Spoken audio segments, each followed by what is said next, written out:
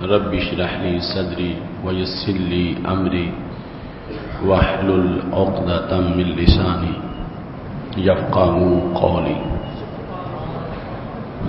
أحمدك اللهم يا مجيب كل سائل، والصلاة والسلام على من هو أفضل الوسائل، وعلى آله وأصحابه ذوي الفضائل. اما بعد فاعوذ باللہ من الشیطان الرجیم. بسم اللہ الرحمن الرحیم. الف لام میم ذالک الکتاب لا ریب فیہ ھدی للمتقین الذین یؤمنون بالغیب ویقیمون الصلاۃ ومما رزقناہم ینفقون. صدق اللہ العظیم وصدق رسوله النبی الکریم الامین. ان اللہ وملائکتہ یصلون علی النبی یا ایہا الذین آمنوا صلوا علیہ وسلموا تسلیما. الصلاۃ والسلام علیک یا سیدی یا رسول اللہ وعلی آلک واصحابک یا حبیب اللہ. مولا صلی وسلم دائما ابدا علی حبیبک خیر الخلق کلہم. منزہ عن شریک فی محاسنہ فجوہر الحسن فیہ غیر منقاسم. محمد تاج رسل اللہ قاطبۃ محمد صادق الاقوال والکلم. محمد ذکرہ روح لانفسنا محمد شکرہ فرض علی الامم. ربی صلی وسلم دائما ابدا علی حبیبک خیر الخلق کلہم. اللہ تبارک و تعالی جل جلالہ وعم نوالہ واتم برہانہ وعظم شانہ وجل ذکرہ وعز اسمہ کی حمد و ثنا. اور حضور سرور کائنات مفخر موجودات زینت بزم کائنات دستگیر جہاں غم گسار زماں سید سربراں حامی بے کساں قائد المرسلین خاتم النبیین احمد مجتبی جناب محمد مصطفیٰ صلی اللہ علیہ وآلہ واصحابہ وبارک وسلم کے دربار گہر بار میں ہدیہ درود و سلام عرض کرنے کے بعد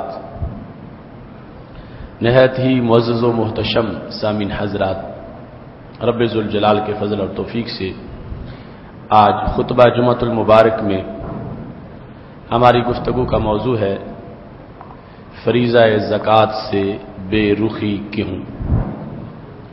رب ذوالجلال سے دعا ہے کہ رب ذوالجلال ہم سب کو اموال کی زکوٰۃ دینے کی توفیق عطا فرمائے اور رب ذوالجلال ہم سب کے گناہوں کو معاف فرمائے.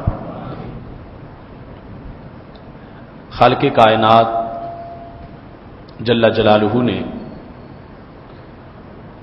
انسان کو بعض مقامات پر فرشتوں پر بھی فضیلت دی، اور اس کا باعث یہ ہے فرشتے اگرچہ ہر وقت اللہ کی تسبیح میں مصروف ہیں، لیکن ان میں اس تسبیح کی کوئی اپوزیشن موجود نہیں جو انہیں تسبیح سے روکے. نہ انہیں بچوں کی فکر، نہ بچوں کے کپڑوں کی فکر، نہ انہیں بھوک کا غم، اور نہ ہی انہیں اپنے بعد اپنی اولاد کی گزر اوقات کا خدشہ. ان تمام باتوں سے رب ذوالجلال نے انہیں پاک رکھا اور دور رکھا.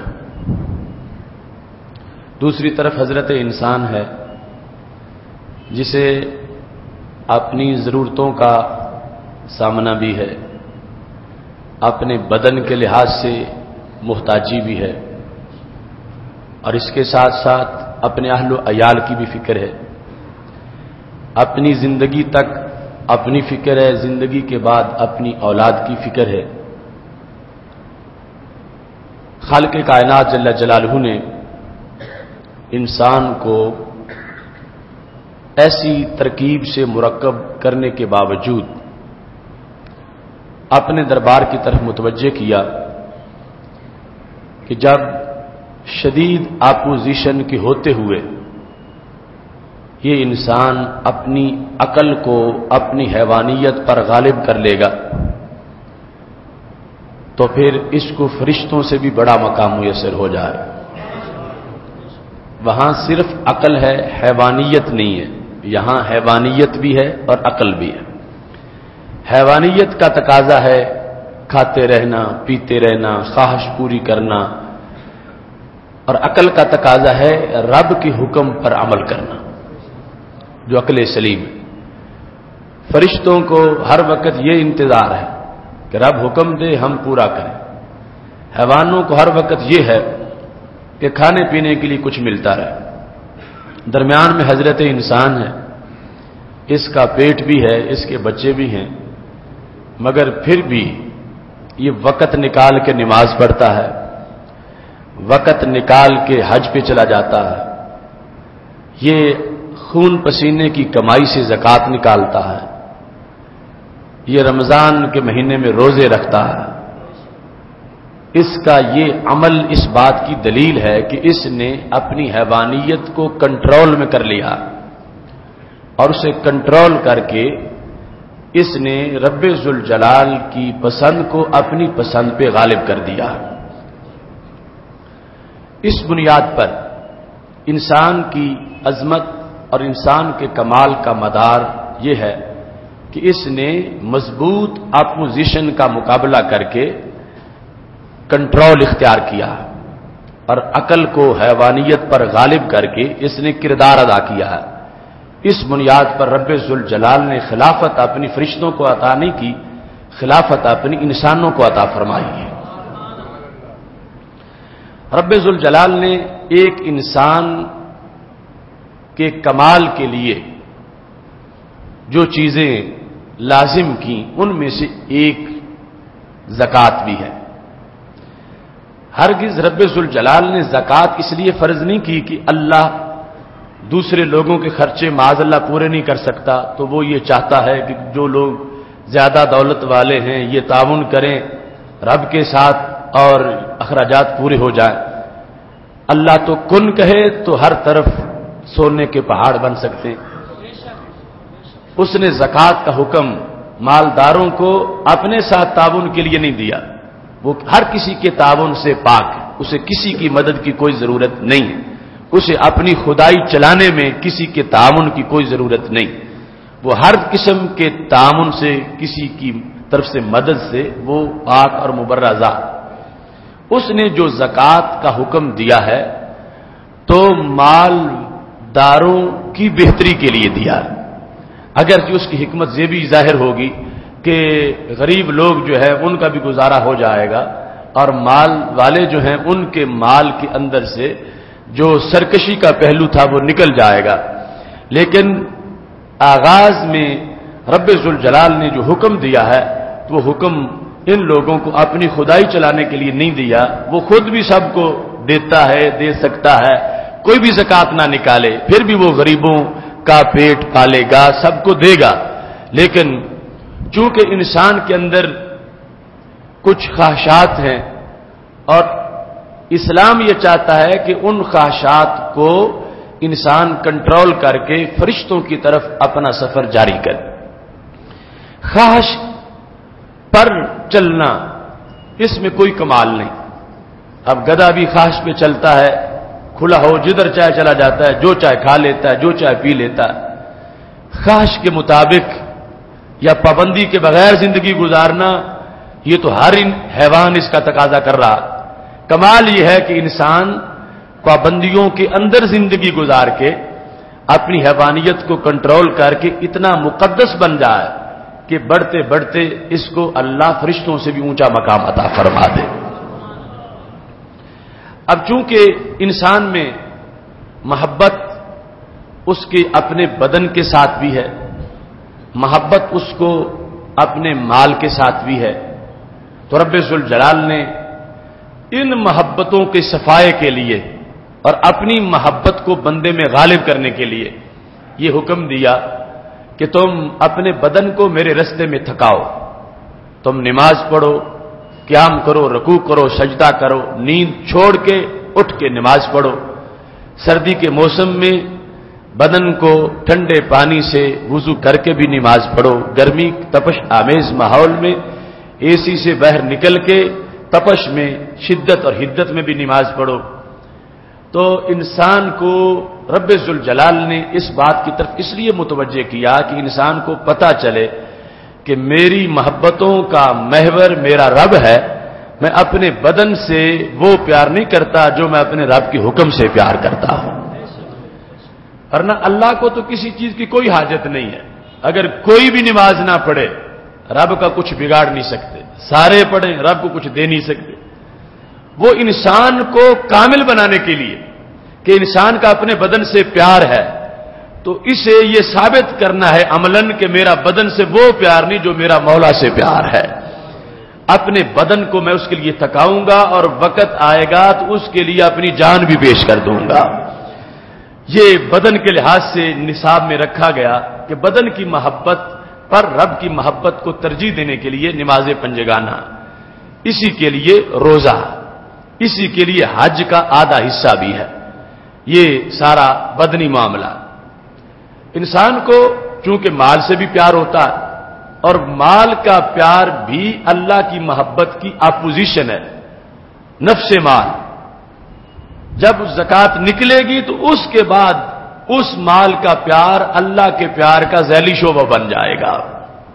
مطلقاً مال کا پیار یہ اپوزیشن ہے رب ذوالجلال کے پیار کی، اس واسطے اللہ نے بندوں پر لازم کر دیا کہ چونکہ تم میری محبت کا دم بھرنے والے ہو، تم نے میرا دین قبول کر لیا ہے، تم نے مجھے رب مانا ہے، تم میرے حکم کے ماننے والے ہو، تو اس بنیاد پر اس حکم پہ عمل کرتے ہوئے جو بڑا پیارا مال ہے وہ تم نے میرے رستے میں دے کر عملاً یہ ثابت کرنا ہے کہ ہمارا پیار مال سے نہیں ہے، رب ذوالجلال سے ہے۔ یہ حکمت تھی زکوٰۃ کو فرض کرنے کی، نہ یہ کہ رب صاحب کے خرچے نہیں پورے کر سکتا اور وہ کچھ لوگوں سے کچھ کے ساتھ تعاون کروانا چاہتا ہے۔ اللہ تبارک و تعالی نے زکوٰۃ مالداروں کی بہتری کے لیے پہلے نمبر پہ فرض کی ہے، غریبوں کی بہتری کے لیے دوسرے نمبر پہ فرض کی ہے۔ یعنی غریبوں کا بھلا ثانوی حیثیت میں ہے، جنہوں نے دینی ہے ان کا بھلا پہلے نمبر پر ہے کہ ان کے مال کو طہارت تب ملے گی جب وہ مال کا حق ادا کریں گے، چونکہ دل میں جو مال کا پیار ہے وہ تو مالدار کے دل میں ہے جس نے زکوٰۃ دینی ہے۔ اب رب کی محبت کے سامنے یہ مال کی محبت جو دل میں چھپی ہوئی ہے یہ ایک اپوزیشن تھی، تو خالق کائنات نے نصاب دیتے وقت صرف بدن کے لحاظ سے ہی لازم نہیں کیا، بندگی کو مال کے لحاظ سے بھی لازم کر دیا ہے کہ جس وقت لوگ میرے رستے میں اپنا مال خرچ کریں گے تو ان کو یہ عملاً وہ ثابت کریں گے کہ ہم اس مال سے پیار نہیں کرتے، ہمارا پیار رب ذوالجلال سے ہے۔ وہ حکم دے تو مال رکھتے ہیں، حکم دے تو اس کے رستے میں مال کو خرچ کر دیتے ہیں اور قربان کر دیتے ہیں۔ اس بدنی عبادت کے ساتھ مالی عبادت وہ زکوٰۃ ہے، صدقات ہیں اور من وجہ حج ہے، جس کی بنیاد پر ایک انسان پیسے خرچ کر کے رب ذوالجلال کے گھر کی حاضری کے لیے، رسول اللہ صلی اللہ علیہ وسلم کے در کی حاضری کے لیے پہنچتا ہے۔ اب اس وقت اصل مقصد زکوٰۃ میں مالدار کے مال کی تطہیر ہے اور اس کے دل کی تطہیر ہے۔ دل میں جو رب ذوالجلال کے مقابلے میں مال کی محبت تھی اس محبت کو ختم کرنا ہے، اور پھر یہ انداز اختیار کرنا ہے کہ پھر جو محبت ہوگی مال کے ساتھ زکوٰۃ دینے کے بعد، یا زکوٰۃ یا اللہ کے راستے میں خرچ کے لیے مال کو جمع کرنے کے ساتھ، تو اب یہ مال کی وہ محبت نہیں ہوگی جو رب سے ٹکرانے والی ہوگی، یہ وہ محبت ہوگی جو رب تک پہنچانے والی ہوگی۔ چونکہ زکوٰۃ دے گا تو قرب پائے گا، زکوٰۃ دے گا تو دل میں طہارت آئے گی۔ ہمارے نبی علیہ الصلوۃ والسلام کو رب ذوالجلال نے حکم دیا، خذ من اموالہم صدقۃ تطہرہم وتزکیہم بہا وصل علیہم، میرے نبی ان کی اموال سے صدقہ وصول کرو۔ تو کیا ہوگا؟ فرمایا ان سے صدقہ وصول کرتے جاؤ، ان کے دلوں کی تطہیر کرتے جاؤ۔ اس بنیاد پر اس کو قرب ملا یہی وہ سبب تھا جب ایک موقع پر کچھ نادار صحابہ کو رشک آنے لگا مالداروں پر اور کہنے لگے ذہب اہل الدثور بالاجور، یا رسول اللہ صلی اللہ علیہ وسلم جو مالدار ہیں یہ تو ہم سے آگے بڑھ گئے۔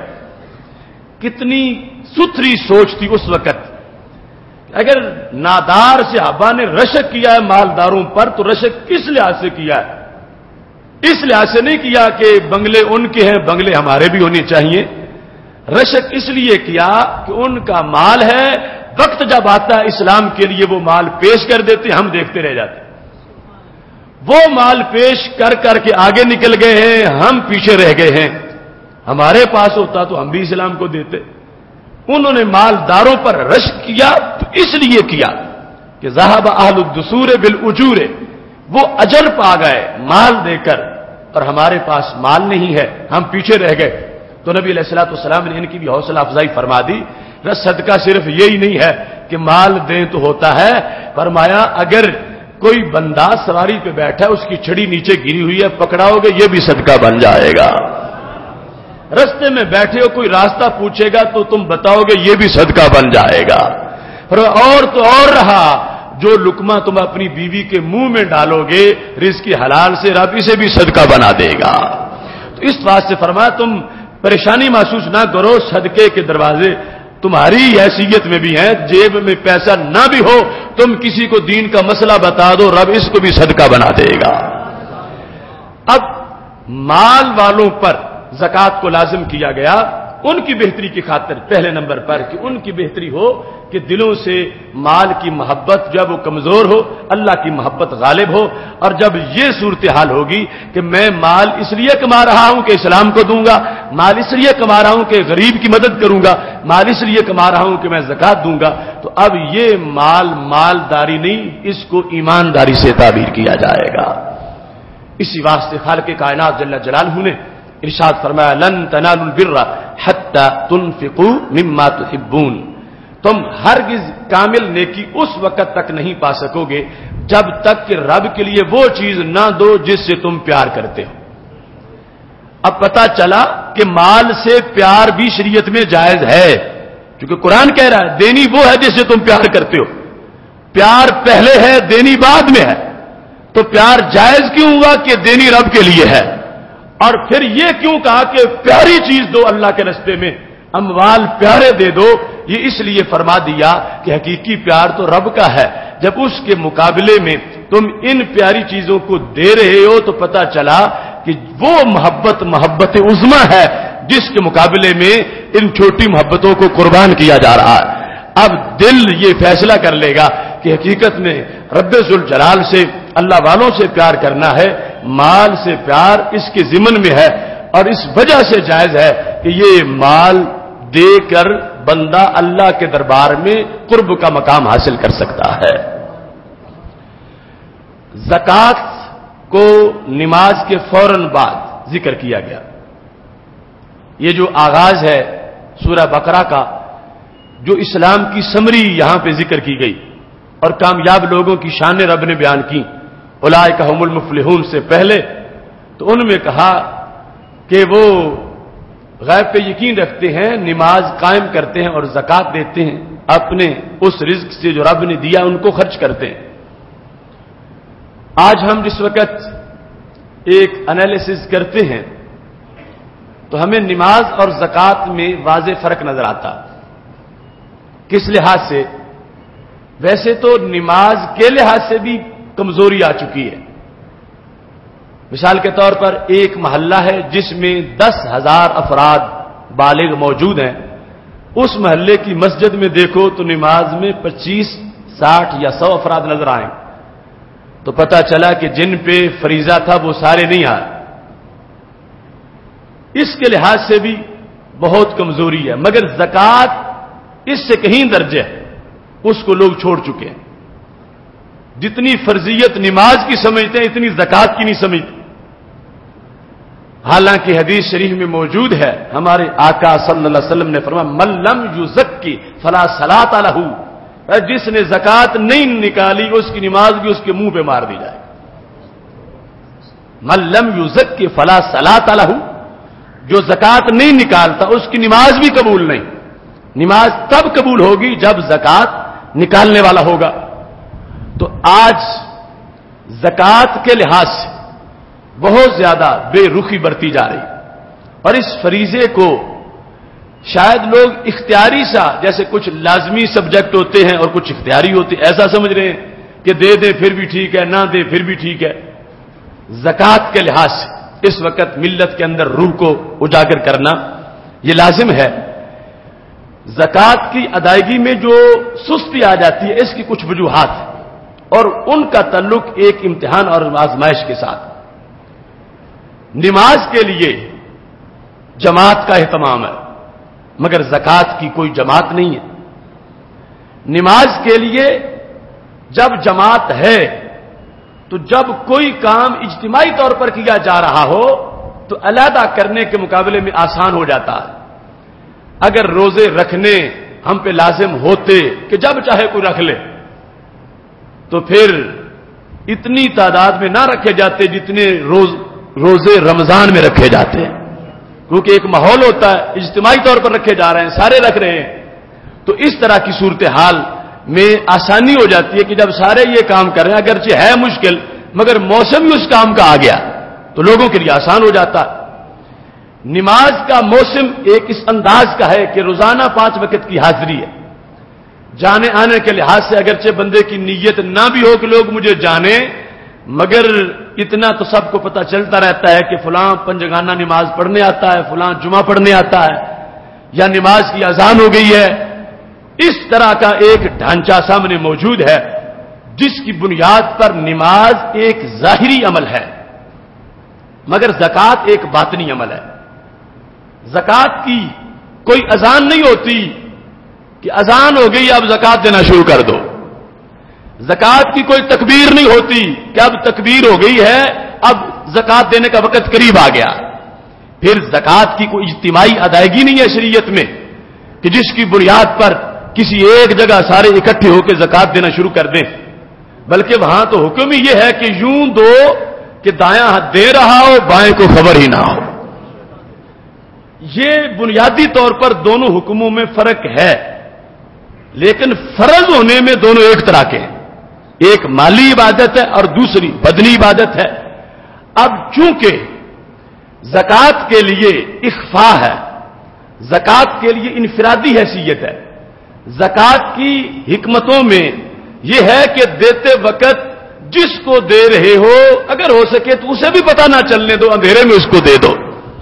اگرچہ ظاہر دیں گے تو پھر بھی ادائیگی ہو جائے گی، لیکن ساتھ خدشات جو ریاکاری کے ہیں وہ نماز میں اتنے نہیں جتنے زکات میں ہیں۔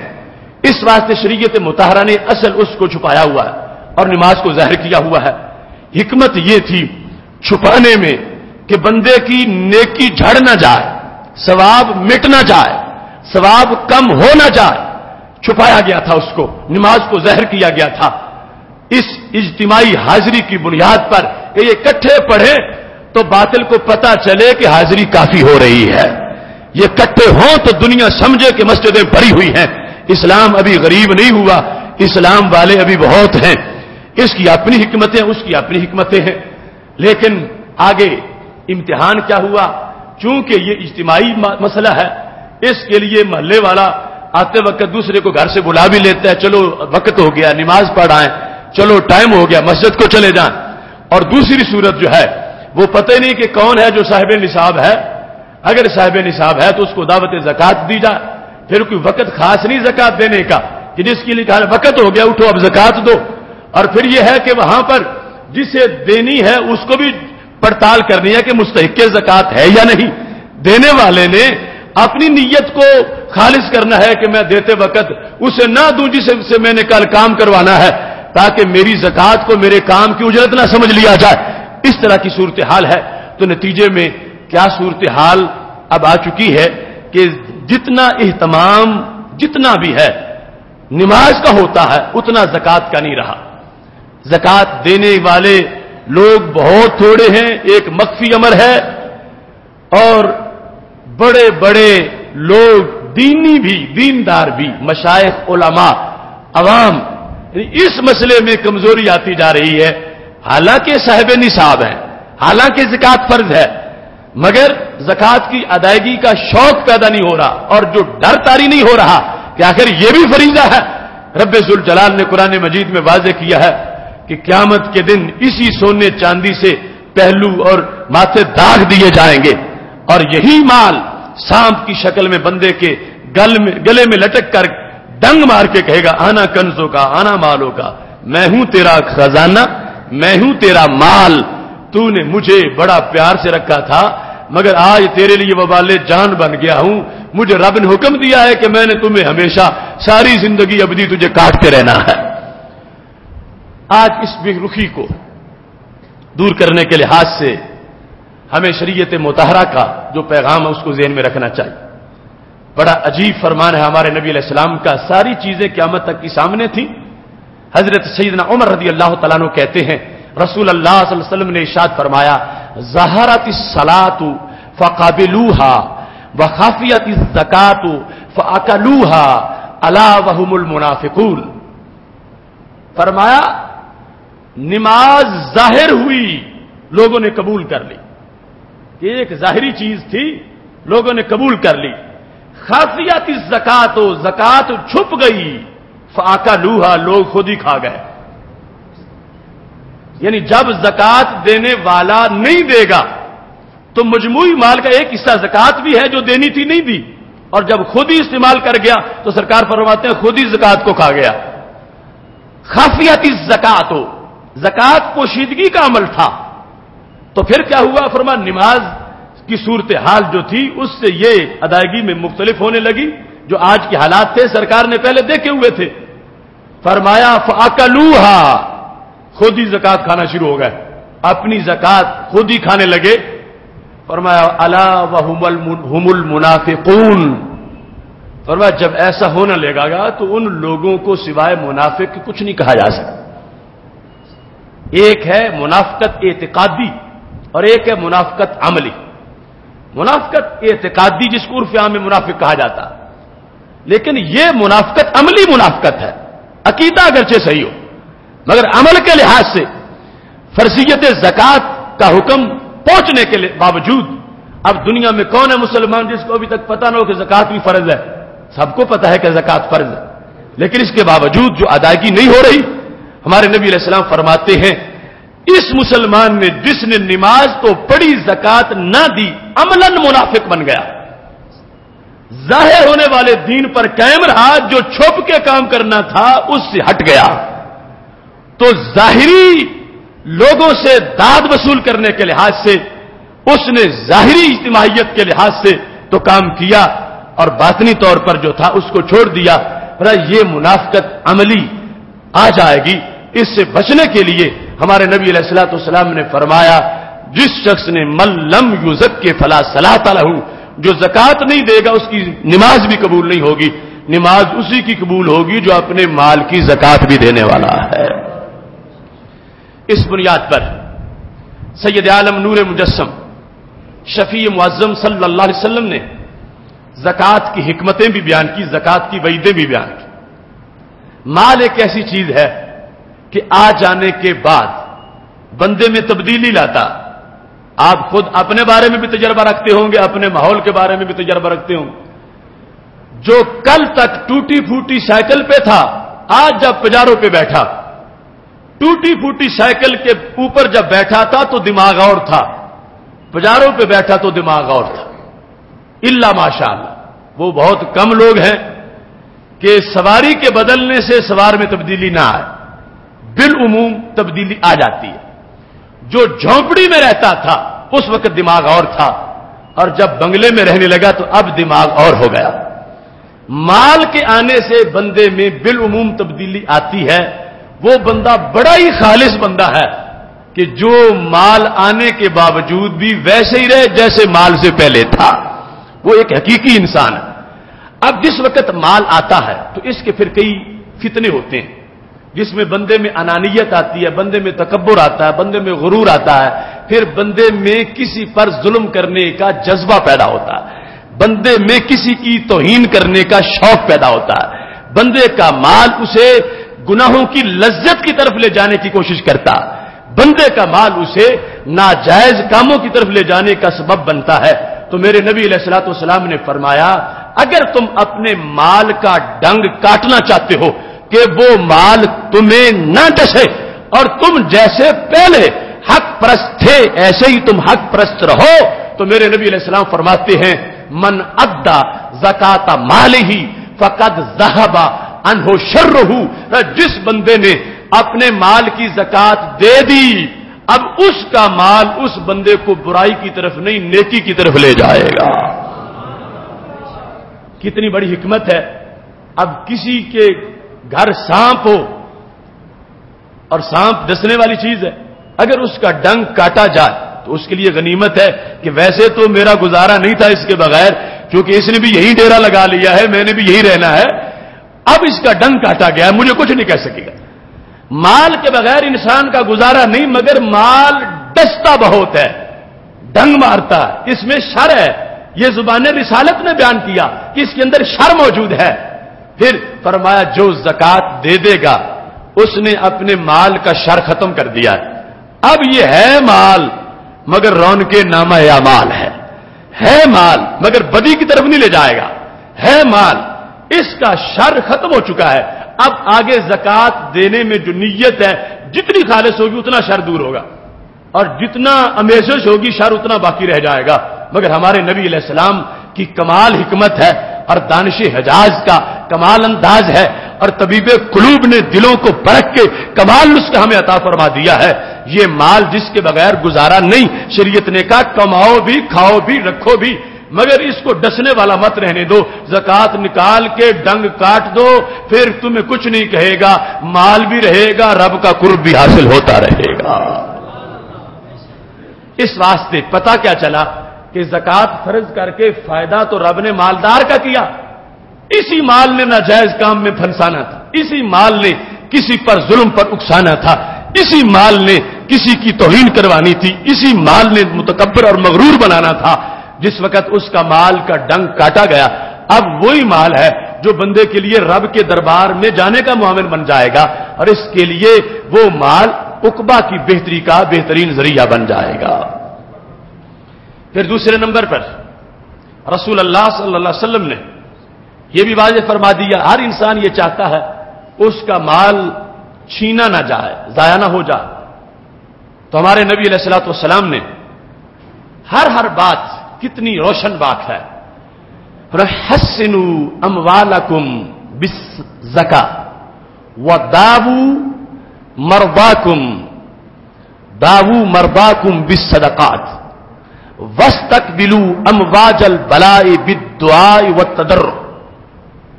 تین چیزیں ہیں جو انسان کو خراب کرتی ہیں، ایک ان میں سے مال ہے، پھر بیماری ہے، اور پھر ناگہانی آفتیں۔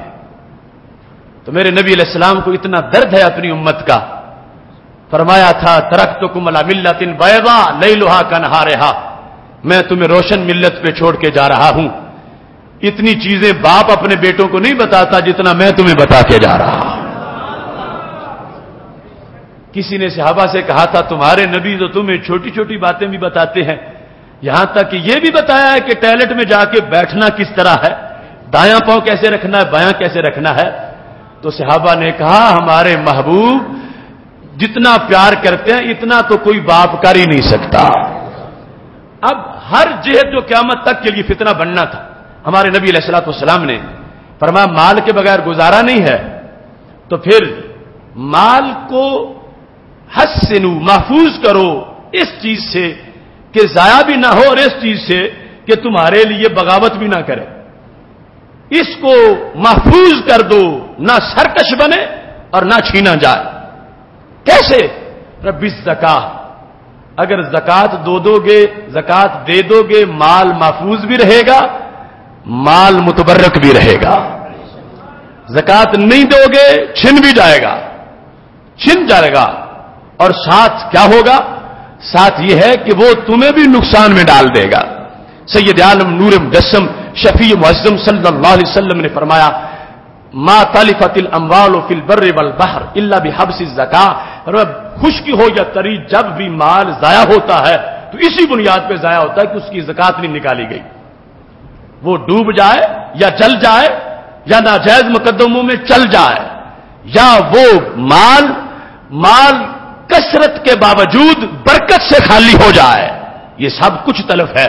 اور تب ہوتا ہے جب بندہ اس کی زکات نہیں نکالتا، اور اگر زکات نکالتا رہے پھر فرمایا محفوظ ہو جائے گا، جلنے سے بھی، ڈوبنے سے بھی، ناجائز مقدمات میں، بیماریوں میں خرچ ہونے سے بھی، اور بے برکتی سے خالی ہونے سے بھی بچ جائے گا۔ جب انسان اپنے مال کی زکات نکالتا رہے گا، رب ذوالجلال اسے برکتیں بھی عطا فرما دے گا، اسے محفوظ بھی فرما دے گا۔ یہ بات ذہن میں رکھنا، میں پہلے کئی مرتبہ بیان کر چکا ہوں۔ ایک برکت کا مفہوم ہے ہمارے نزدیک، ایک برکت کا مفہوم ہے شریعت۔ ہم عدد کی کثرت کو برکت سمجھتے ہیں اور شریعت عدد کی کثرت کو برکت نہیں سمجھتی۔ اب ہم کیا سمجھے کہ کسی نے کہا کہ فلاں پر بڑا رب کا کرم ہے، لوگ کہہ دیتے ہیں کہ وہ کروڑ پتی ہے کیوں؟ 2-3 بیٹے اس کے قبضہ گروپ میں ہیں جو لوگوں کی زمینیں ہڑپ کرتے ہیں، کچھ ڈاکے ڈالتے ہیں، وہ خود سودی کاروبار کرتا۔ لوگ کہتے ہیں خدا اس پہ بڑا راضی ہے۔ یہ تو کافرانہ انداز بن جائے گا، کفریہ قول بن جائے گا۔ جب پتہ ہے کہ اس کے ذرائع آمدنی کے حرام کے ہیں، اس کو فضل خدا کہنا جائز کیسے ہوگا؟ برکت کا انداز جو شرعی ہے وہ اور ہے۔ ایک شخص نے زکات نہیں نکالی، کروڑوں روپوں کا مالک ہے، اور دوسرا زکات نکالتا ہے، وہ کروڑ پتی نہیں، وہ لاکھ پتی ہے، تو شریعت کہے گی لاکھ والے کو برکت حاصل ہے، کروڑ والے کو حاصل نہیں ہے۔ حالانکہ ظاہر میں تو کروڑ لاکھ سے زائد ہے۔ برکت کس کو کہا گیا؟ برکت دل کے اطمینان کو کہا گیا۔ ہو سکتا ہے جھونپڑی میں بیٹھنے والا ایسا مطمئن دل لے کے بیٹھا ہے کہ کروڑ پتی والے کو ایک رات بھی ایسی میسر کبھی نہیں آئی، وہ ڈرتا ہے، الجھتا ہے، اس کو ہر وقت ایک ذہن میں ایک آگ بھڑک رہی ہے، خطرہ ہے، خدشہ ہے، اور یہ ہے بے برکتی کہ اس کو کبھی چین سکون کی سانس بھی نہیں آئی۔ اور دوسری طرف تھوڑے پہ گزارا کرنے والا ہے، سوتا ہے تو جی بھر کے سو لیتا، اس کو کوئی خدشہ رات کو جلاتا نہیں ہے، اور کوئلوں کی طرح دماغ میں اس کے خیال جو ہے سلگتے نہیں ہیں، وہ چین میں ہے، اور وقت میں نماز پڑھی ہے، سو گیا، پھر اٹھ کے نماز پڑھ لی ہے، اس کو برکت سے تعبیر کیا جائے گا۔ اگرچہ سوکھی روٹی کھا لے اور دوسرا کباب اور جو کچھ بھی کھا رہا ہے، لیکن چین اسے نہیں آ رہا، تو اس کو بے برکتی کہا جائے گا۔ تو میرے محبوب علیہ الصلوۃ والسلام فرمانے لگے، اپنے مالوں کو اگر محفوظ کرنا چاہتے ہو کہ الماری میں رہیں تو بچے رہیں، پیٹ میں جائیں تو آگ نہ بنے، نور بنے، تو پھر مال کی زکات نکالو، اللہ تمہارے مال کو شر پھیلانے سے محفوظ فرما دے گا۔ ساتھ ہی کیا ارشاد فرمایا ہمارے نبی علیہ الصلوۃ والسلام کے دوسرے 2 جملے بھی ہمارے ماحول کے ساتھ ہیں۔ فرمانے لگے داوو مرضاکم، اپنے بیماروں کا علاج کرو، اپنے بیماروں کا علاج کرو، کیسے؟ بالصدقات، صدقہ دے کے۔ یہ بھی قیامت تک کا مسئلہ تھا، انسانی بدن کے عوارض میں سے بیماری ایک عارضہ ہے جو لاحق ہوتی ہے، تو ہمارے نبی علیہ الصلوۃ والسلام نے فرمایا مال کو محفوظ کرنا ہے تو زکات سے، اپنے بدن یا اپنے عزیزوں کے بدن محفوظ کرنے ہیں تو صدقات سے۔ وہ نفلی صدقہ بھی دیتے رہو تو بدن محفوظ رہے گا، ابدان محفوظ رہیں گے۔ اور پھر فرمایا جو آفتیں آتی ہیں ان کے لحاظ سے کیا ہے؟ وَاسْتَقْبِلُوا أَمْوَاجَ الْبَلَاءِ، آزمائشوں کی موجیں اٹھ رہی ہوں، طوفان آ رہے ہیں، تو ان کا استقبال کرو، ان کے مقابلے میں کیا لاؤ؟ رب الدعاء والتضرع، رب کے سامنے عاجز ہو کے دعا مانگو، طوفانوں کے رخ خود ہی مڑ جائیں گے، وہ پیچھے ہٹ جائیں گے۔ کتنی روشن خوشبو والی باتیں ہیں ہمارے نبی علیہ الصلوۃ والسلام کی، اور ہر شعبہ زندگی، ہر راہ زندگی کو کتنا روشن کر دیا ہے۔ ان باتوں کو چھوڑ کے بندہ اور جا کے کہیں بھی علاج کراتا پھرے، مومن کی ترکیب ہی ایسی ہے، اس کو چین نہیں آئے گا، اس کو چین آئے گا تو شفا خانہ حجاز سے چین آئے گا۔ جو نبی علیہ الصلوۃ والسلام نے ہمیں حکمتیں بیان کی ہیں اس کے مطابق جس وقت ہم چلنے والے ہیں، تو محبوب علیہ الصلوۃ والسلام نے آج ہم جو کہتے ہیں کہ ایک غریب بندہ اس کے لیے جینا مشکل ہو گیا ہے، وہ اپنے اخراجات کہاں سے پورے کرے؟ یہ ظاہر ہے کہ یہ بھی ایک مسئلہ ہے، اس کے فتنے بھی ہوتے ہیں، لیکن شریعت نے تو ہمیں وہ زندگی گزارنے کا طریقہ دیا ہے جس میں غریب بھی اپنے سارے خرچے پورے کر سکتا۔ کیسے؟ غریب بھی صدقہ جو رستے میں بیٹھ کر کسی کو راستہ بتانے کا ہے، وہ صدقہ جو سید عالم نور مجسم شفیع معظم صلی اللہ علیہ وسلم نے امر بالمعروف کی ادا کرنے کا صدقہ ہے، وہ یہ ادا کرے گا، اس کی بدن سلامت رہے گا، اور جس وقت وہ عاجزی کرے گا، دعا کرے گا، تو اس کے پاس اگرچہ کوئی مضبوط شیلٹر نہ ہو، ایک جھونپڑی کے نیچے بیٹھا ہو، مگر طوفانوں کا رخ موڑ دے گا، اس واسطے کہ رب ذوالجلال نے اس کو بھی دعا مانگنے کی پاور عطا فرما رکھی ہے۔ سید عالم نور مجسم شفیع معظم صلی اللہ علیہ وسلم نے ایک موقع پر دریائے رحمت جوش میں تھا تو بیان فرما رہے تھے، من کان یؤمن باللہ، جو رب پہ ایمان رکھتا ہو اسے کیا کرنا چاہیے، جو میرا غلام ہو اسے کیا کرنا چاہیے، جو رب پہ ایمان رکھے اسے کیا کرنا چاہیے۔ اس موقع پر بھی 3 چیزیں بیان کر دی۔ پہلے نمبر کے من کان یؤمن باللہ والیوم الآخر، جو مجھ پر بھی ایمان رکھتا ہے، اللہ پر بھی ایمان رکھتا ہے، آخرت پر بھی ایمان رکھتا ہے، فلیؤد زکات مالہ، اسے پھر اپنے مال کی زکات دینی چاہیے۔ اب دیکھو کتنا خوبصورت انداز ہے کہ مومن ہونے کا تقاضا کیا ہے، مومن سے ایمان ڈیمانڈ کیا کرتا ہے، مومن کی شان کیا، مومن کسے کہتے ہیں؟ پر مومن اسے کہتے ہیں کہ اگر رب نے مال دیا ہے تو وہ مال کی زکات دے۔ من کان یؤمن باللہ فلیقل حقا او لیسکت، جو ایمان رکھتا ہے بولے تو سچ بولے ورنہ چپ رہے، یہ دوسرا نصاب تھا۔ پہلے نمبر پر جو ایمان رکھتا ہے وہ مال کی زکات دے، پھر فرمایا جو ایمان رکھتا ہے بولے تو سچ بولے ورنہ چپ رہے۔ من کان یؤمن باللہ والیوم الآخر فلیکرم ضیفہ، جس نے میرا کلمہ پڑھا ہے، جو ایمان والا ہے وہ اپنے مہمان کی میزبانی کرے۔ دیکھو روشن باتیں میرے نبی علیہ الصلوۃ والسلام کی، ہر موضوع کو ٹچ کیا اور ہر لحاظ سے شفا عطا فرمائی۔ زکات، گفتگو، مہمان نوازی، تینوں کو یک بکت ایک ہی حدیث کے اندر بیان کر دیا، اور پیچھے سبب کیا تھا، کسے یہ کام کرنے ہیں؟ رب میرے غلام کو یہ کام کرنے ہیں، ایماندار کو یہ کام کرنے ہیں، رب ماننے والوں کو یہ کام کرنے ہیں، جو رب کو مانتا ہے اسے یہ کام کرنا چاہیے۔ تو پتہ چلا ہمارے نبی علیہ الصلوۃ والسلام یہ واضح کرنا چاہتے ہیں کہ ایمان صرف یہی نہیں ہے کہ بندہ کہ میں کلمہ پڑھ چکا ہوں بس آگے کلمہ ہی کافی ہے، یہ مرجیہ کا عقیدہ ہے، اہل سنت کا عقیدہ نہیں ہے۔ میرے نبی علیہ السلام نے فرمایا ایمان اللہ کے، پھر آگے یہ کام کرنے ہیں۔ مومن ہوتے ہی وہ ہے جو مال کی زکات دیتا ہو، مومن ہوتے ہی وہ ہے جو بولے تو سچ بولے ورنہ چپ رہے، اور مومن ہوتے ہی وہ ہے جو مہمان کو بوجھ نہیں سمجھتا بلکہ مہمان کی مہمان نوازی ایمان کی وجہ سے کرتا ہے۔ سید عالم نور مجسم شفیع معظم صلی اللہ علیہ وسلم نے ایک موقع پر صحابہ کے مجمع میں یہ لفظ بولے، فرمانے لگے والذی نفسی بیدہ، وہ ذات جس کے قبضہ قدرت میں میری جان ہے۔ یہ حلف کے الفاظ تھے۔ ہمارے نبی علیہ السلام نے ایک مرتبہ ایسا کہا والذی نفسی بیدہ، پھر چپ کر گئے۔ دوسری مرتبہ فرمایا والذی نفسی بیدہ، مجھ اس رب کی قسم جس کے قبضے میں میری جان ہے، پھر خاموش ہو گئے۔ تیسری مرتبہ پھر کہا والذی نفسی بیدہ، مجھے اس رب کی قسم جس کے قبضہ میں میری جان ہے۔ اب عربی زبان میں جب قسم اٹھائی جاتی ہے، اردو میں بھی، تو اس کے بعد انتظار ہوتا ہے کہ اب کیا بات کی جائے گی جس کے پہلے قسم اٹھائی جا رہی ہے۔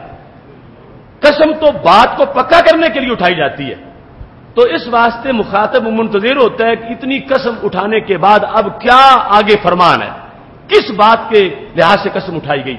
میرے نبی علیہ السلام 3 بار قسم اٹھا کے جب فارغ ہوئے، فَأَكَبَّ رَأْسَهُ، آپ نے سر جھکا لیا، خاموشی طاری ہو گئی، صحابہ نے بھی سر جھکا لیے۔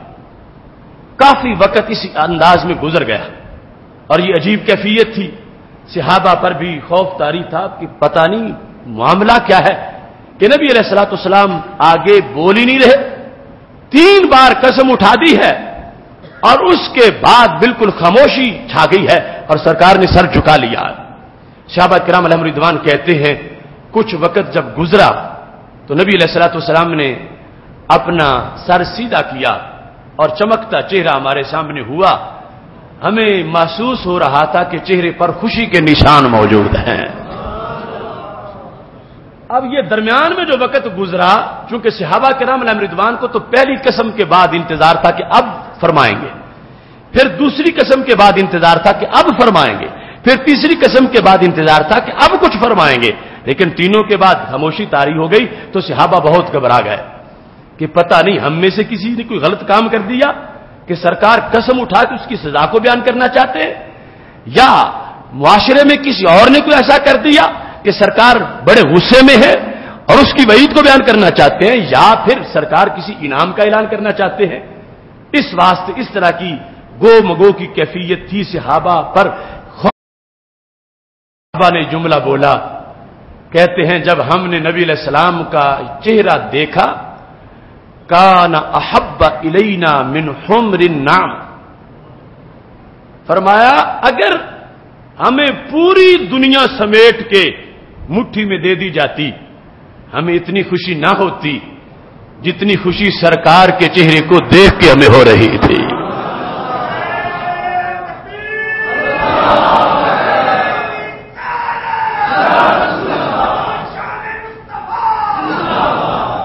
اب یہاں سے یہ پتا چلتا ہے کہ صحابہ کے نزدیک معیار کیا ہے خوشیوں کا، اور یہ پتا چلتا ہے کہ نبی علیہ السلام کے دیدار کی قیمت کیا ہے۔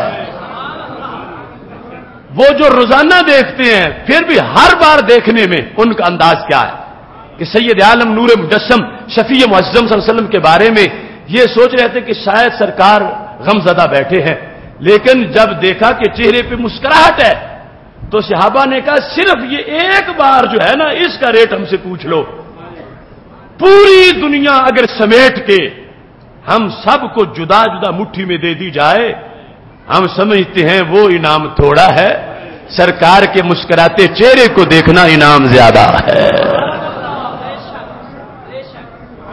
صحابہ وہ صحابہ جن کی ہر صبح عید ہوتی تھی، خدا کا قرب حاصل تھا، نبی کی دید ہوتی تھی۔ اتنے خوش ہو گئے، اتنے خوش ہو گئے محبوب علیہ الصلوۃ والسلام کے چہرہ پر نور کو دیکھ کر، کہتے ہیں ہمارے لیے حمر نام عربی زبان کا لفظ جس کا ابتدائی معنی ہے سرخ اونٹ، اور سرخ اونٹ ان کے نزدیک مال میں بہترین مال تھا، اور کنایا تن پھر یہ پوری کائنات کے لیے استعمال ہوتا، پورے جہان کے لیے، پورے جہان کے لیے۔ یعنی اتنی خوشی ہے صحابہ کرام علیہم رضوان کو محبوب علیہ السلام کی مسکراہٹ پر، کہتے ہیں پورا جہان ایک سائڈ پہ کر دو، محبوب علیہ الصلوۃ والسلام کا روشن چمکتا مسکراتا چہرہ دیکھنا یہ ہمیں ہر چیز کے مقابلے میں اچھا لگتا ہے۔ اب ہمارے نبی علیہ السلام نے وہ حلف کے بعد جو بیان کرنا تھا وہ بیان کیا، ما من عبد مسلم، فرمایا مجھے اس رب کی قسم ہے جس کے قبضہ میں میری جان ہے، جو مسلمان ایمان لانے کے بعد 5 نمازیں پڑھے، رمضان کے روزے رکھے اور اپنے مال کی زکات دے اور 7 کبیرہ گناہوں سے بچا رہے، فرمایا یہ وہ ہے قیامت کے دن فرشتے اس کے لیے اعلان کر رہے ہوں گے کہ جنت کے دروازے تیرے قدموں کے لیے منتظر بیٹھے ہیں۔ جنت مشتاق ہوگی کہ یہ کب اندر داخل ہوتا۔ یہ شان بیان کی ہمارے آقا صلی اللہ علیہ وسلم نے، اور جن چیزوں کی بنیاد پر جنت کے دروازے کھلتے ہیں اور کہا جاتا ہے کہ تم داخل ہو جاؤ، جنت تمہارے انتظار میں ہے، ان میں سے ایک امر ہمارے آقا صلی اللہ علیہ وسلم نے یہ بیان کیا، وہ زکات کی ادائیگی ہے جس کی بنیاد پر رب ذوالجلال انسان کو یہ شان عطا فرماتا ہے، اس نے اپنا کام عبادت کے لحاظ سے مکمل کر دیا ہے، خالق کائنات جل جلالہ نے اس کو یہ شان عطا فرمائی ہے۔ میدان معاشر میں جب دوسروں کے پروٹوکول ختم ہو رہے ہوں گے، لیکن ان لوگوں کا پروٹوکول کیا ہوگا؟ سلام علیکم طبتم فادخلوها خالدین، فرشتے کہہ رہے ہوں گے سلام ہو تم پر، مرحبا، اچھے آئے ہو، جنت میں داخل ہو جاؤ اس پیغام کے ساتھ، اب کبھی تمہیں نکالا نہیں جائے گا۔ کوئی بڑے سے بڑا محل بھی ہو جس میں داخل ہونے والے کو کہا جائے کہ 1 گھنٹے کے لیے بیٹھ جاؤ، 1 مہینے کے لیے تمہارا، 1 سال کے لیے تمہارا، داخل ہوتے وقت ہی اس کی ساری جو لذت تھی وہ ختم ہو جائے گی کہ یہ عارضی ہے۔ لیکن جنت میں داخل ہونے پر ان لوگوں کو رب ذوالجلال کی طرف سے یہ اعلان کیا جا رہا ہوگا کہ تم داخل ہو جاؤ، اور داخل اس پیغام کو سن کے ہو جاؤ، جہنم سے تو جہنمی نکل سکتے ہیں مگر جنت سے جنتی کوئی نہیں نکالا جائے گا۔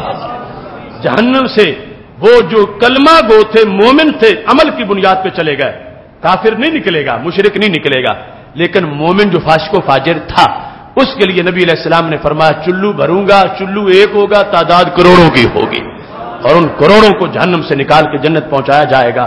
لیکن جنت میں داخل ہونے والوں کے لیے یہ نہیں ہے کہ معاذ اللہ کوئی کہے کہ کل وہ تمہاری جانچ پڑتال میں غلطی تھی یا کوئی سند جعلی تھی جس کی بنیاد پر اب تم نکل جاؤ، نہیں، رب کے فیصلے قطعی اس انداز کے پر جو بھی داخل ہو جائے گا یہ رب کے کرم کا تقاضا ہے کہ اللہ چھینے گا نہیں کرم، دے کے جنت کے بالا کھانے اور پھر نکال کے جہنم کی جھونپڑیوں میں داخل کر دے، ایسا نہیں ہوگا۔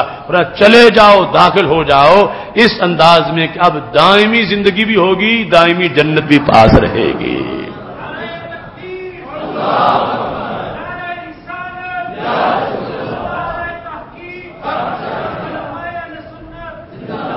محتشم سامعین حضرات، قرآن مجید برہان رشید میں خالق کائنات جل جلالہ نے فرمایا فتقوی بها جباہہم وجنوبہم وظہورہم ھذا ما کنزتم لانفسکم فذوقوا ما کنتم تکنزون۔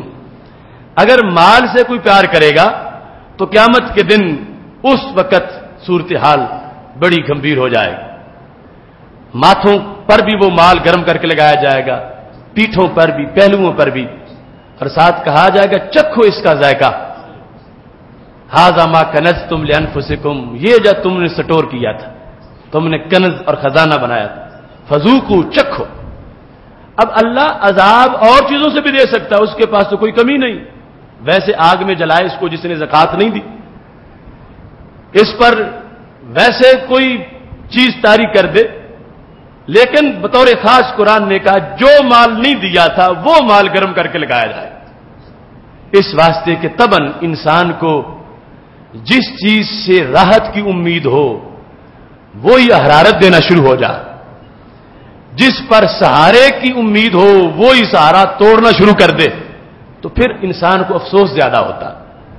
جن پتوں کی امید تھی وہی ہوا دینے لگے تو پھر انسان تباً زیادہ ازردہ ہوتا۔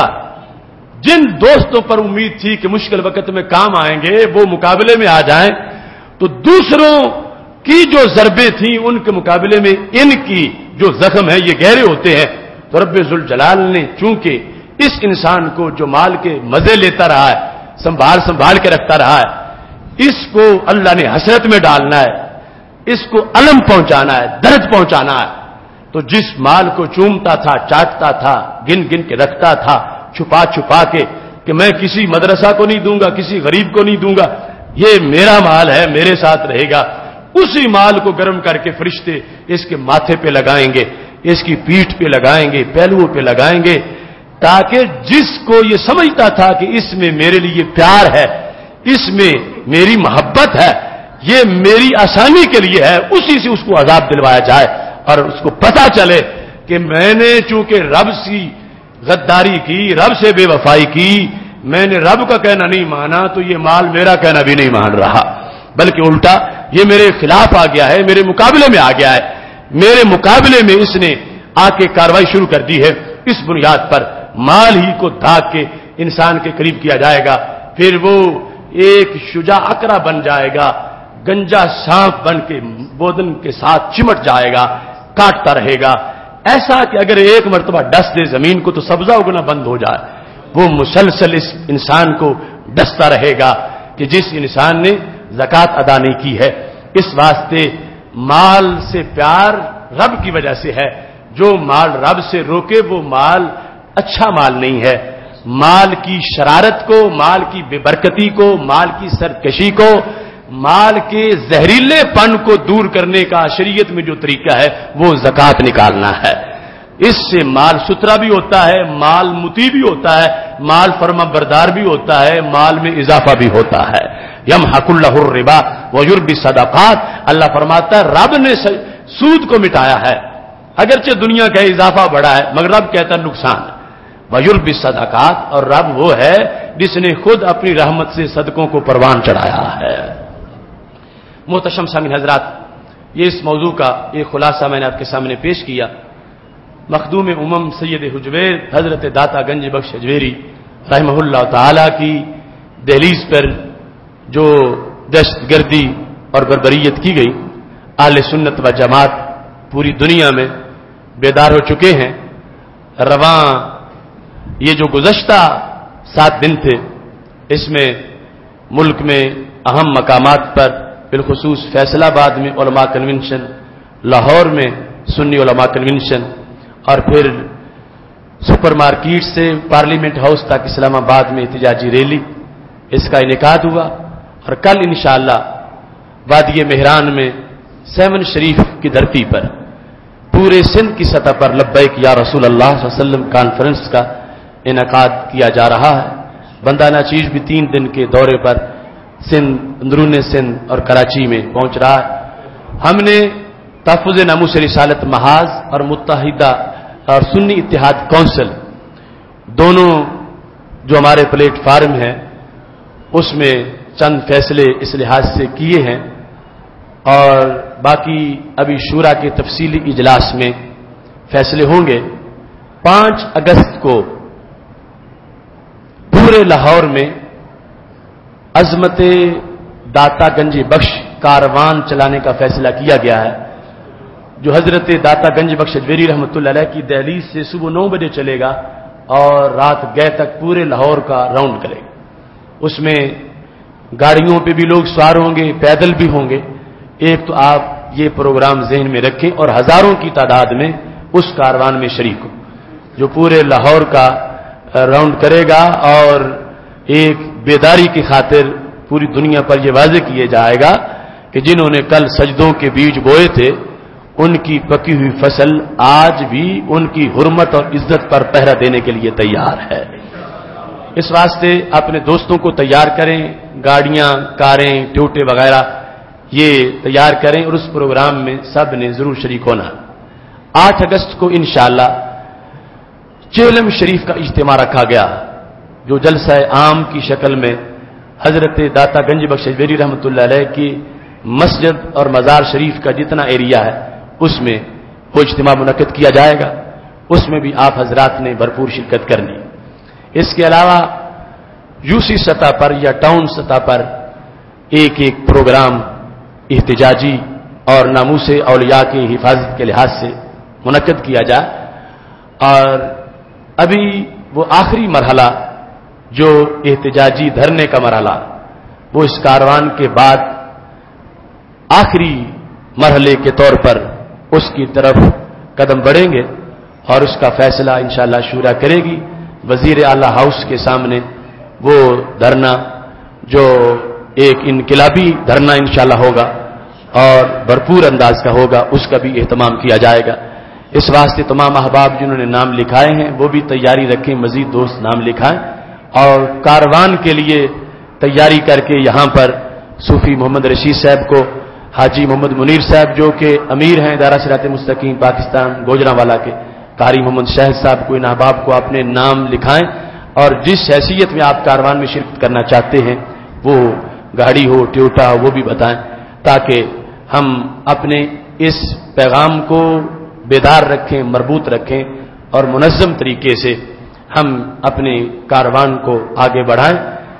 آج تک کے جو حالات اس سانحہ کے بعد گزرے اس میں حکومت پنجاب کی طرف سے یا وفاقی حکومت کی طرف سے کوئی قابل ذکر کارکردگی سامنے نہیں آئی، جس کی بنیاد پر اہل سنت اب کچھ ناگزیر فیصلے کرنے پر مجبور ہوتے جا رہے ہیں. افسوس یہاں دستور نہیں، کوئی سن لے بات شریفوں کی، افسوس یہاں دستور نہیں، کوئی سن لے بات شریفوں کی، حالات یہ ہم سے کہتے ہیں ایک ڈھیر ہو یہاں گریبانوں کا۔ افسوس یہاں دستور نہیں، کوئی سن لے بات شریفوں کی، حالات یہ ہم سے کہتے ہیں ایک ڈھیر ہو یہاں گریبانوں کا۔ اب لاؤ داتا کے در پہ ایک سر اپنا نذرانے میں، اب لاؤ داتا کے در پہ ایک سر اپنا نذرانے میں، یہ وقت نہیں گلدستوں کا، یہ وقت نہیں گلدانوں کا۔ اب لاؤ داتا کے در پہ ایک سر اپنا نذرانے میں، یہ وقت نہیں گلدستوں کا، یہ وقت نہیں گلدانوں کا۔ تم چھوڑ کے تخت شاہی کو جا بیٹھے اپنے حجروں میں۔ پاکستان تو ہم نے بنایا تھا، 10 لاکھ اہل سنت کا خون اس کی بنیادوں میں ہے، اور ہمارے اکابر بنا کے حجروں میں چلے گئے، اور جو پے بھی نہیں بننا چاہتے تھے وہ پورے کو چاٹنے کے لیے کرسیوں پہ پہنچ گئے۔ اس وقت اہل سنت کو بیداری کے ساتھ یہ تیاری کرنی چاہیے، داتا کے دیوانوں اور داتا کے دشمنوں کے درمیان واضح جنگ چھڑ چکی ہے، اور وہ لوگ جو داتا کے نام پر ہم سے ووٹ مانگتے ہیں وہ غدار ثابت ہو رہے ہیں۔ آئندہ الیکشن میں اہل سنت کو یہ ثابت کرنا چاہیے کہ ہم اپنا ووٹ ضائع نہیں کریں گے، عزت داتا پہ قربان کریں گے۔ وہ لوگ جنہوں نے مخالفت کی پاکستان کی، جنہوں نے جلایا پاکستان کو، جنہوں نے چمڑے اتارے پاک فوج کے جوانوں کے، جنہوں نے کان اور ناک کاٹ کے گرایا کنووں میں فوجیوں کو، ٹریننگ سینٹروں میں جنہوں نے سینکڑوں سپاہی مارے، جنہوں نے مسجدوں میں سینکڑوں نمازی جلائے، جنہوں نے سکولوں میں سینکڑوں بچے جلائے، ہسپتالوں میں سینکڑوں بیمار جلائے، وہ ظالم آج بھی حکومت کی آنکھ کا تارا ہے۔ کچھ وفاقی حکومت کی بغل میں بیٹھے، کچھ صوبائی کی بغل میں بیٹھے، اور داتا گنج بخش اجویری کے تقدس کو پامال کیا گیا، جو محض ایک شخص پہ حملہ نہیں تھا، کروڑوں انسانوں کے ملی تشخص پہ حملہ تھا۔ وہ چند افراد پہ حملہ نہیں تھا، وہ تو کروڑوں مسلمانوں کے اعتقاد پہ حملہ تھا۔ وہ کسی چھپر پہ حملہ نہیں تھا، بر صغیر کی سب سے بڑی روحانی پاور کے ہیڈ کوارٹر پہ حملہ تھا، اور ابھی تک حکومت کو اس بات کا احساس نہیں ہو رہا۔ رنجیت سنگھ جیسے کانے بھی آئے بر صغیر میں، مگر داتا کی عزت پہ پہرا انہوں نے بھی دیا۔ انگریز آیا، مگر ان لوگوں سے تو وہ بھی اچھے رہے اس مسئلے میں کہ انہوں نے بر صغیر کے اس ہیڈ کوارٹر کو نہیں چھیڑا، اور یہ تقدس برقرار رہا۔ مگر آج سیدوں گیلانیوں کی حکومت میں اور پنجاب کے نام نہاد حکمرانوں کے دور میں وہ دربار اس کا تقدس پامال ہوا جہاں فرشتے بھی حاضری کے لیے پہنچتے ہیں۔ اس واسطے ہمیں اپنا مستقبل جو ہے اس کے لحاظ سے یہ فیصلہ کرنا چاہیے، جن لوگوں کو تم مذہبی کہہ کے ووٹ دیتے ہو، وہ لیگوں والے ہوں یا پی پیوں والے ہوں یا مجلسوں والے ہوں، وہ نہ کل ہمارا تشخص بچائیں گے، نہ ہمارا مسلک بچائیں گے، نہ ہماری مسجد بچائیں گے، نہ ہمارا مزار بچائیں گے۔ نو پھر ہم نے ان کو ووٹ دے کے ان سے کیا لینا ہے؟ کیا گندی نالی گلی کی بنوانے کے لیے ووٹ کا استعمال اچھا ہے یا داتا کی عظمت کے لیے استعمال اچھا ہے؟ اس واسطے یہ سوچ لو، بلدیاتی الیکشن ہو یا قومی اور صوبائی، ہر معاملے کے لیے اہل سنت کو اب سے سوچنا چاہیے کہ چھوٹے چھوٹے مقاصد کو پیچھے ہٹا دو۔ اگر ملک ہے، مزار ہیں، مساجد ہیں، مسلک ہے، تو پھر ہمارے گھر کے ساتھ آنے والی نالی بھی ہے، اور اگر یہ سب کچھ نہ رہا تو ان سونی گلیوں کی ہمیں کیا ضرورت رہے گی؟ جو حالات گماشتوں نے پیدا کر دیے ہیں ان کے پیش نظر اہل سنت و جماعت کو اب اپنا مستقبل سوچ کے اس کے فیصلے کرنے ہوں گے۔ تم چھوڑ کے تخت شاہی کو جا بیٹھے اپنے حجروں میں، اب چھوڑ دو اپنے حجروں کو، رخ کر لو تم ایوانوں کا۔ تم اپنے زور بازو سے حالات کے تیور بدلو گے، نہ ڈھونڈو تم بے ساکھی کو، نہ دیکھو در بیگانوں کا۔ ہم آصف کب تک روئیں گے حالات کے خونی منظر پر، ہم آصف کب تک روئیں گے حالات کے خونی منظر پر، اب رونا دھونا بند کر دو، نہیں کام یہ شیر جوانوں کا۔ وآخر دعوانا ان الحمد للہ رب العالمین۔